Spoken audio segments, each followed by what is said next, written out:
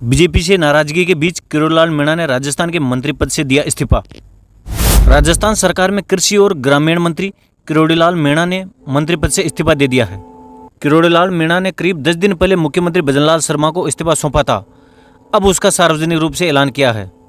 दरअसल कांग्रेसी नेता लगातार उनके इस्तीफे की मांग कर रहे थे, क्योंकि चुनाव के समय किरोड़ीलाल मीणा ने कहा था कि अगर पूर्वी राजस्थान की 7 सीटों में से बीजेपी एक भी हारती है तो वह इस्तीफा दे देंगे। दौसा सीट पर भी बीजेपी हार गई थी। इन 7 सीटों में से बीजेपी 4 सीटें हार गई थी, जिनमें दौसा, करौली धौलपुर, टोंक सवाई माधोपुर और भरतपुर सीट शामिल है। हालांकि किरोड़ीलाल मीणा ग्रामीण विकास मंत्रालय से पंचायती राज और कृषि मंत्रालय से कृषि विपणन काटकर मंत्री बनाए जाने से पहले दिन से खफा थे।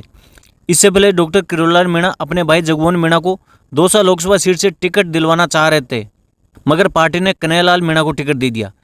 किरोड़ीलाल मीणा सवाई माधोपुर सीट से विधायक है, वहां भी बीजेपी बुरी तरह से हारी थी।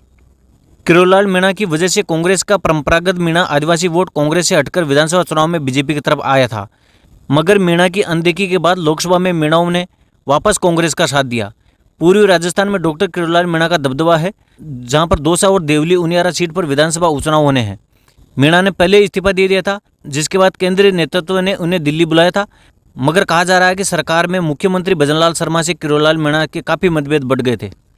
मुख्यमंत्री भजनलाल शर्मा ने विधानसभा में कृषि मंत्रालय का जवाब देने के लिए दूसरे मंत्री सुमित गोदारा को जिम्मा सौंप दिया था।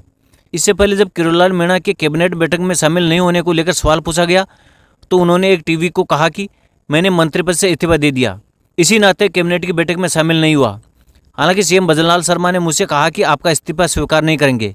किरोड़ीलाल मीणा ने कहा कि कोई नाराजगी नहीं, हालांकि मैंने पब्लिक में कहा था कि बीजेपी 7 सीटों पर किसी सीट पर भी हारी तो इस्तीफा दे दूंगा, इसलिए मैंने इस्तीफा दे दिया। लोकसभा चुनाव के रिजल्ट के दौरान बीजेपी को हारते देखकर किरोड़ीलाल मीणा ने सोशल मीडिया पर इस्तीफे के संकेत दिए थे। उन्होंने चुनाव परिणामों के बीच सोशल मीडिया पर रामचरितमानस की चौपाई पोस्ट की थी। उन्होंने लिखा था, रघुकुल रीत सदा चली आई, प्राण जाए पर वचन न जाए।